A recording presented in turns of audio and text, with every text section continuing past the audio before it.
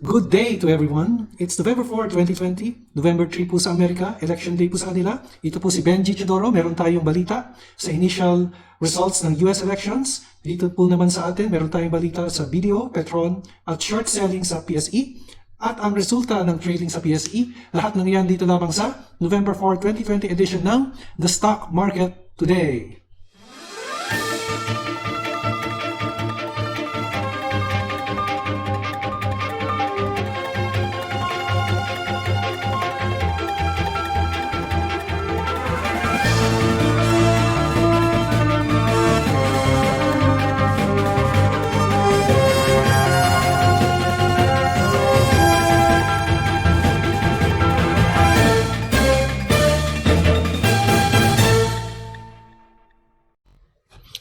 Bago po ang lahat, basahin po muna natin ang ating reminders at disclaimers. At habang binabasa po natin ito, kung first time yan po dito sa ating channel, ay nag-start po akong magbigay ng daily stock market report noong August.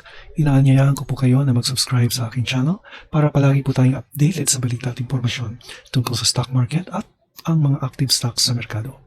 Salamat po at tignan po muna natin ang ating mga balita.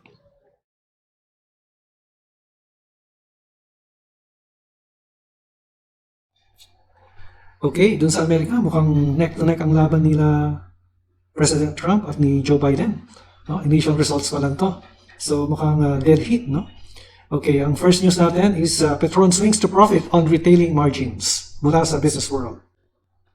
Petron Corp returned to profitability in the third quarter and posted a 1.63 billion consolidated net income, which the country's largest oil refining and marketing company said was largely driven by retailing margins.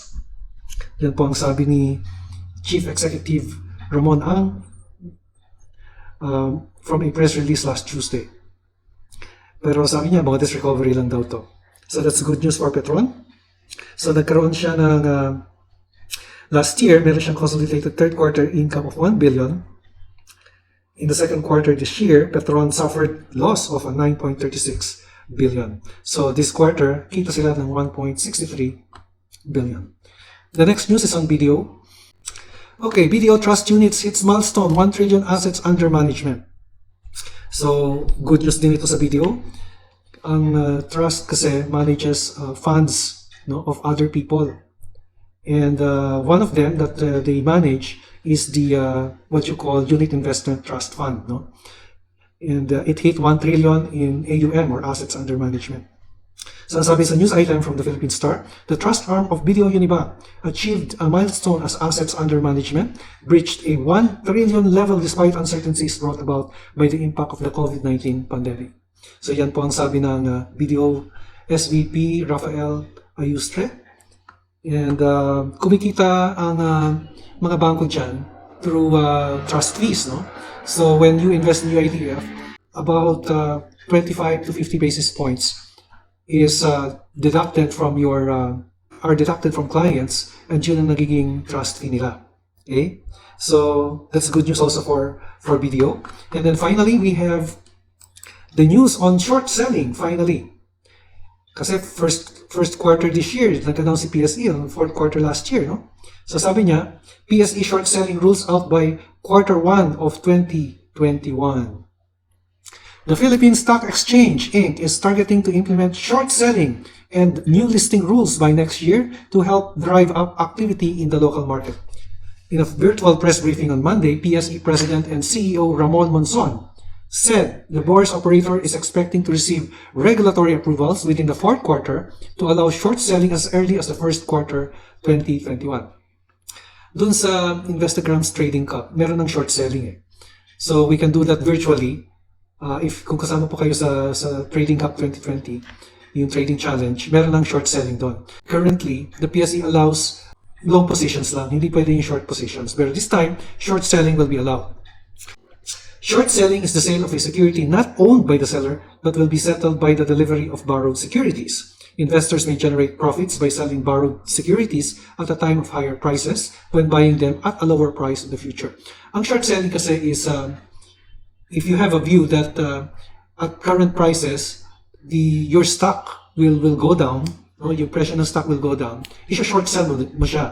Ibig sabihin, you start with a sell, and then when your view is correct and the price of the stock goes down, then ibabay mo siya to close the position. This is the opposite of the long position which we have currently now. When you have a view that the price of the stock will go up, then you buy at a lower price and sell at a higher price. Ito, sell at a higher price ka muna, then buy at a lower price.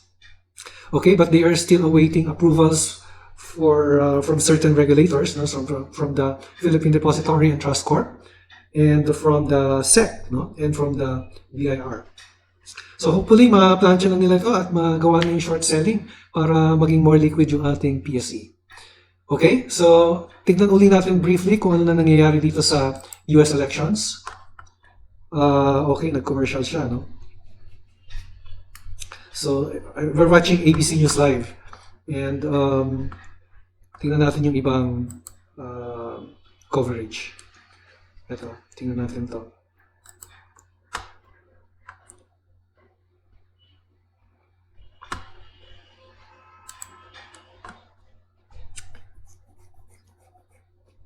Okay. Mukhang dead heat pa eh. Wala pa yung summary nila, oh. Pero sa Pennsylvania, nananalo si Biden kasi yun yung home state niya, Pennsylvania. Pero si Trump, in most states, malakas si Trump. Pero sa California, sa West Coast, ano yan, Biden country yan. Okay, tingnan pa natin yung ibang coverage. Coverage, kasi ito 49K, 4.9K. Ito. Tingnan natin meron sa ABC. Yan.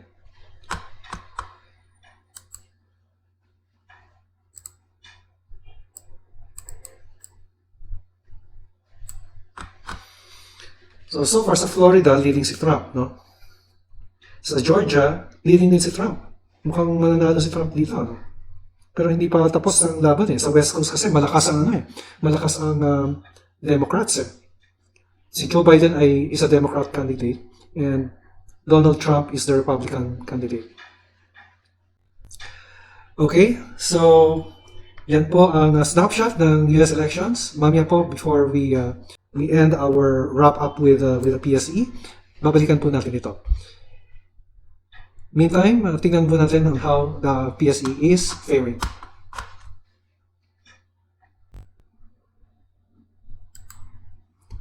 The PSEI is up for the third straight day, up 128.49 points or 2.03% higher than the previous lows. However, net foreign selling pa rin tayo at 431.49. So, the index appears to be moving sideways, and let's take a look at the market summary. On the indices, all the market sectors posted a positive sign. This was led by the mining sector at 2.71%, then followed by the holding companies at 2.35%. The industrials, the mining, and the properties posted net foreign buying. So the largest share was the industrials at 36.13 million, while the all-share index naman showed a 1.56% increase. Okay, so let's take a look at the most active stocks. So, reviewin natin itong mga stocks na ito. Okay. Okay, let's review Dito, SM, JFC, GTCAP, Converge, MBT, MRC, MAC, Bloom, IMI, and CHP. Dagdag natin sa CHP. Hindi ko yan napasama sa initial list ko eh. So, we'll include CHP. So, dito muna tayo. Let's take a look at Dito.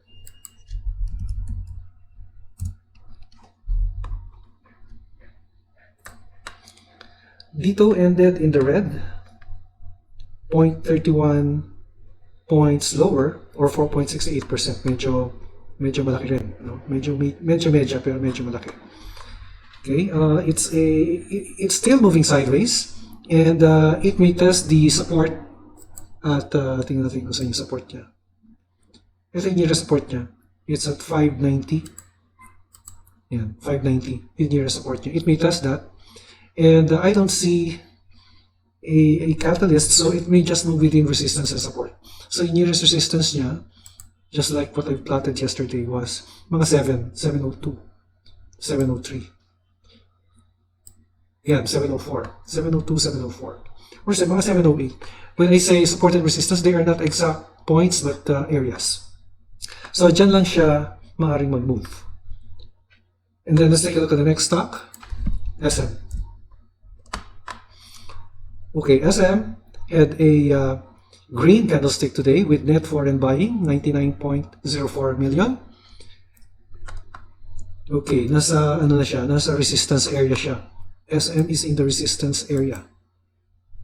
Yan yung resistance niya, 991. Oh, 997. 997, 996 yan yung resistance area. Pero kung if the volume will continue in tomorrow and in the following days, ang next resistance level that it may test is nasa ano na siya. Yan natin nga. Yan yung resistance niya. Ito yung next level of resistance niya. 1,043 na. Yan, 1,040. 1,040 yung next resistance niya. Pero wala kasing volume eh. So I suppose that, balik natin sa one day. I suppose na in the following days, since wala siyang volume, mag-move lang siya within support and resistance. Ito yung nearest support niya nandito eh. Plot natin dito. Tingnan natin. Ang nearest support niya will be here. Yan, yung area niyan.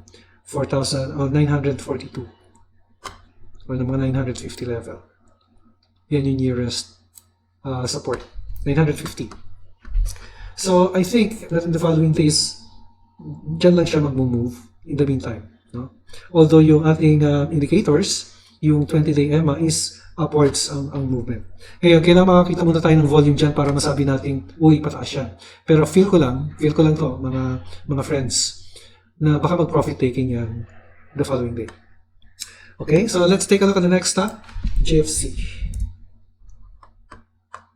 Oops, JFC.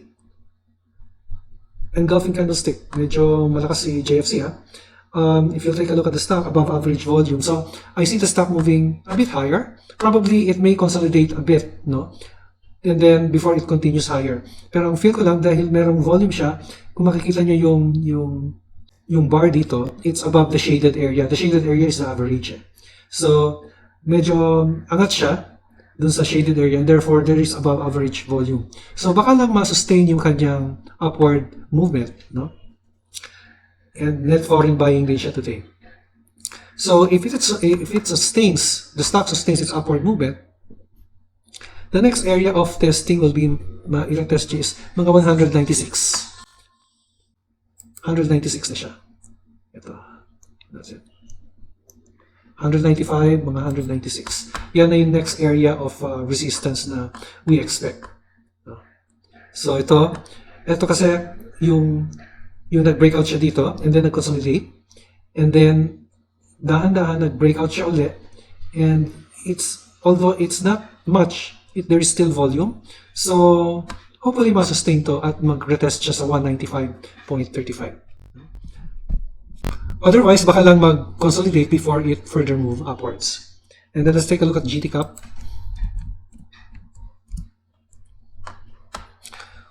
Okay, GTCAP had an engulfing candlestick also today, but net foreign selling siya.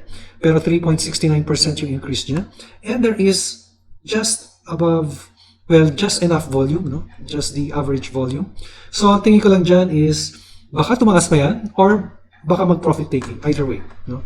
Either way siya. So, 50-50 yung tingin ko dyan. Okay, so, nasa resistance level na kasi ito eh. Yan yung resistance level niya. Okay, and it will, baka lang mag-profit taking. Yun lang feel ko sa stock. Ngayon, yung next resistance level ni GTCAP, nandito na siya. 474. 475 level. Baka mag-retest siya ng, kung volume will permit, ha, baka mag-test siya ng retest siya ng 475 level.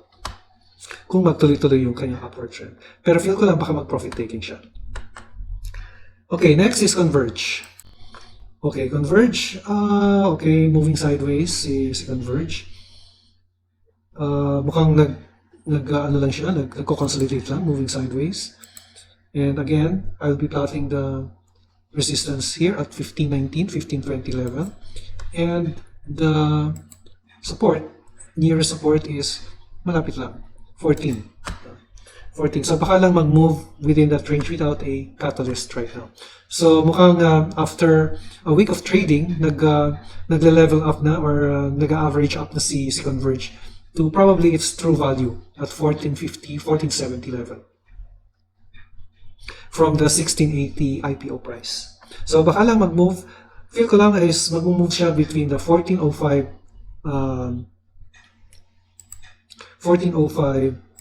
support and 1520 resistance. Okay, next is MBT.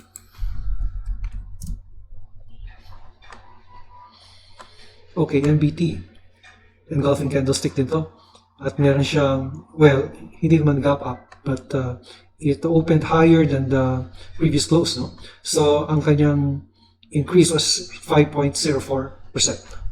MBT had been moving up in the past few days, and mukhang dito lower, higher low lang muna siya bago siya nagkaroon ng green candlestick. Wala namang ganong volume, but feel ko lang baka mag-consolidate or baka mag-profit taking lang to tomorrow morning because the volume is just about average, although there is net foreign buying. So, the resistance level is at actually 42.75 is already resistance. And the support is, I would say the EMA 20 would be the support, mga 40, no? Yung EMA 20 yung ating support. Yan.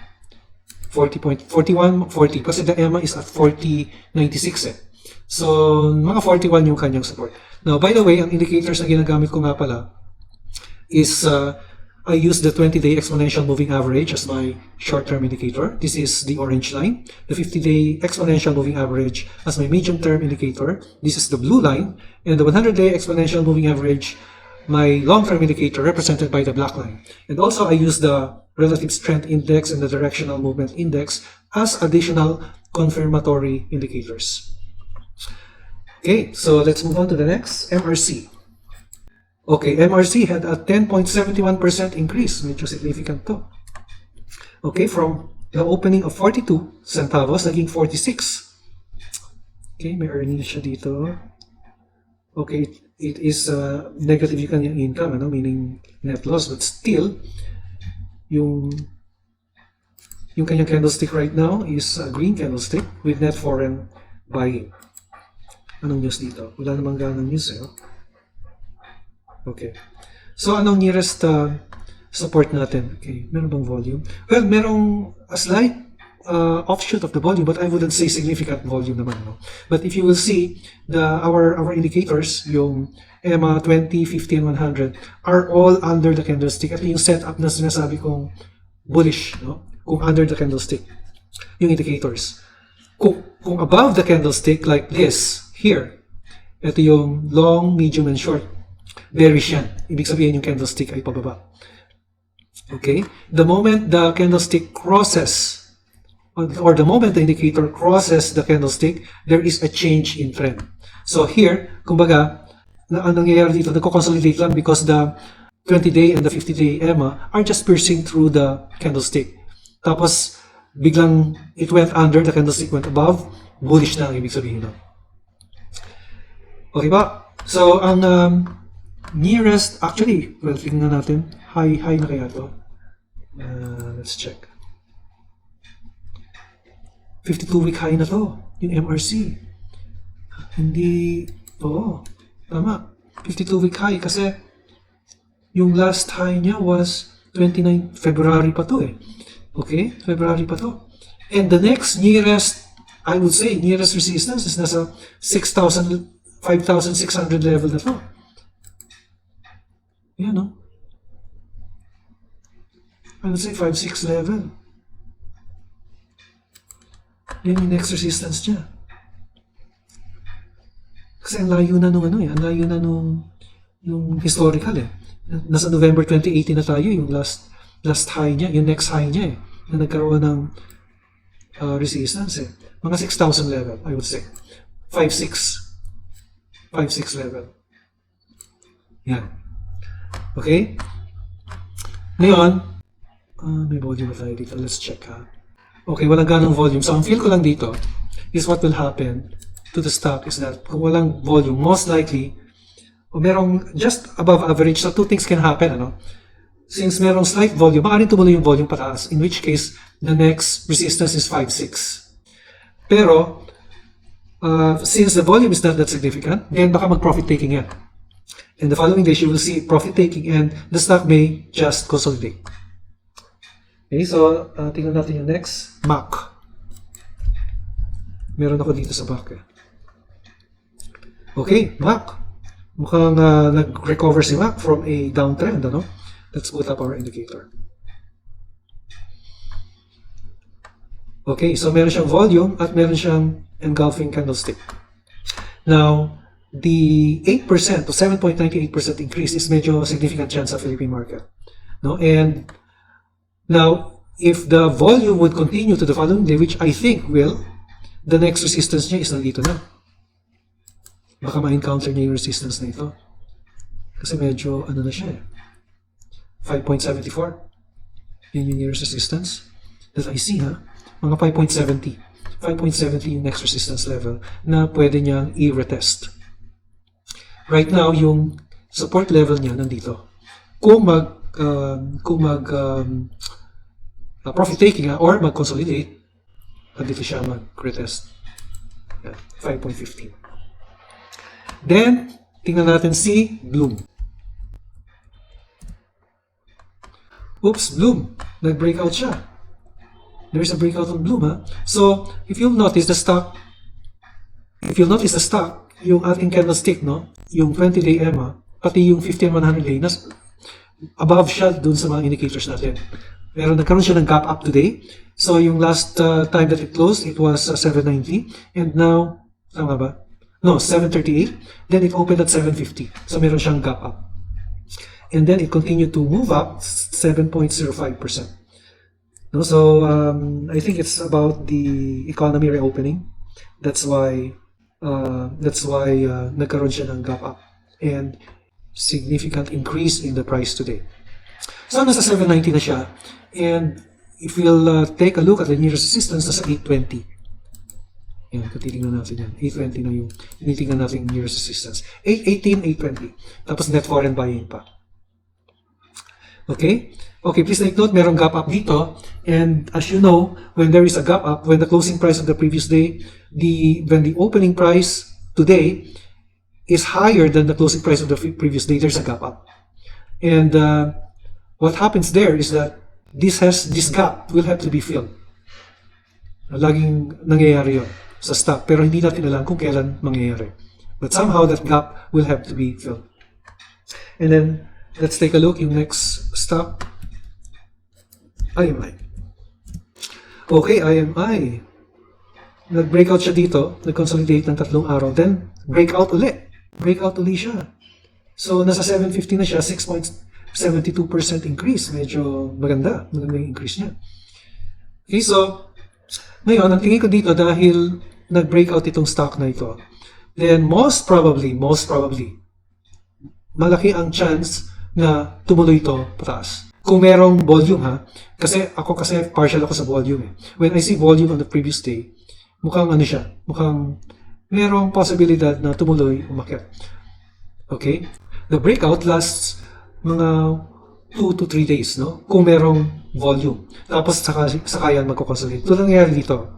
Actually, ito 2 days siya na nagkaroon ng increase Pagkatapos nagpahinga ng 2 araw, and then tumuloy ulit. The consolidation after a breakout is called a pullback. So, nag-pullback siya ng 2 araw, tapos tumuloy pa ulit. Then, the pullback is also characterized by a decreased volume. Okay, so, it may retest, actually, resistance na ito, but it may retest yung next higher, Ito, 725 na yung next level na pwede nyo i-test. Dito. Mga 720, 725.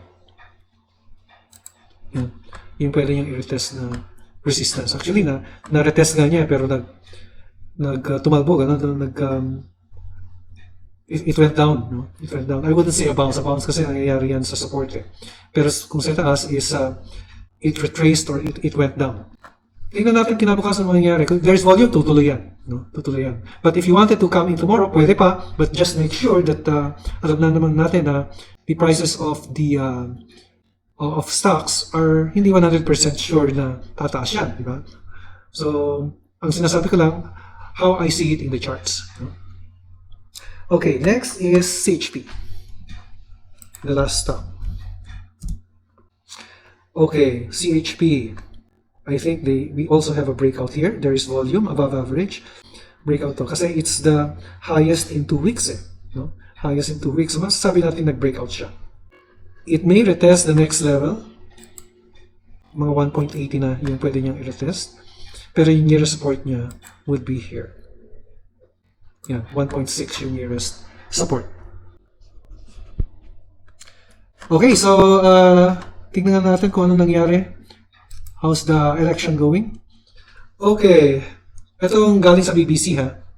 Mga kaibigan, mga kapatid, kapuso at kabarkada. I-refresh natin para... Okay, Biden is leading 220 to Trump's 213 votes. The first to reach 270 votes wins. And this is 40 out of 50 states. Siguro ang pinaglalabanan na lang dito is, I think, Nevada, which is very close. And Arizona. Mga swing states yan eh. Nevada has 6 electoral votes. Arizona has 11 electoral votes. And let's see. Maine has 4 electoral votes, so hindi pa tapos. Wisconsin, that's 10 electoral votes. Michigan, that's 16 electoral votes. Medyo ano dito, no? Lamang dito si Donald Trump, no?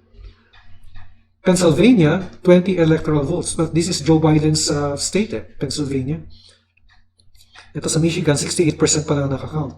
Sa North Carolina, it's 95%, no? 15 electoral votes. And this is very close, down the wire. And sa Georgia naman, that's 16 electoral votes, but Donald Trump leads. Sa Hawaii, 4 electoral votes, and hindi pa nag-start yata ito. Sa Alaska, si Donald Trump is leading. But right now, the tally is 220, si Biden, and Trump is 213. This is BBC, by the way, with Biden leading by 220 electoral votes to Trump's 213, and 10 states to go, no? And 270 to win. Yan po ang ating stock market report today, Wednesday, November 4, 2020. Ito po si Benji Chidoro, laging nagpapaalala, an investment in knowledge pays the best interest. See you again in the next episode. Maraming salamat sa inyong pagtangkilik. Bye for now.